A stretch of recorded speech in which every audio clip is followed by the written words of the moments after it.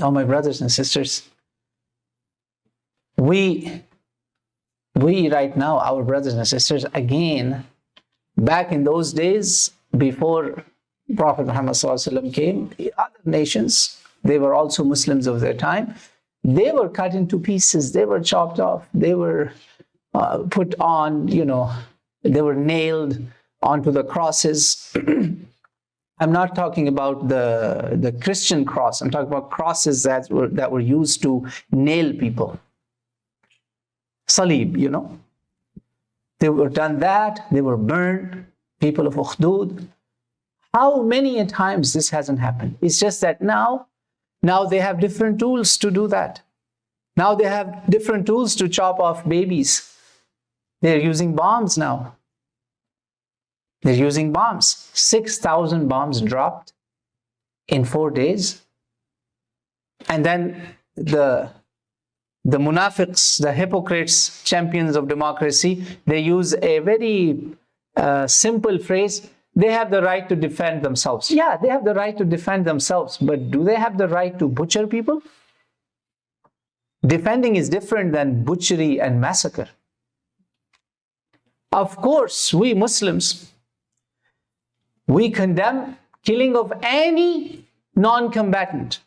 People where there's a combat, they're fighting man to man with weapons, sure. But where you have no match, there is like no match whatsoever. But the level of hypocrisy these people have gotten to is disgusting. It's like you want to throw up on this. I thought I'm watching a very reliable news network. No names. I don't want to even advertise these hypocrites. A lady goes into a place and says, oh, look at this place. This place was so much full of life. Now everything is destroyed here. And in my mind, I'm thinking she's covering some area where a lot of deaths have happened. People have died. You know what Gaza is going through? Like Gaza. I said, oh, maybe some Muslims, astaghfirullah, they have killed people in a park or something. She's showing a park. So I'm thinking there's going to be dead bodies here. Oh, they say, the forces say they caught a guy with a knife. I'm like, what?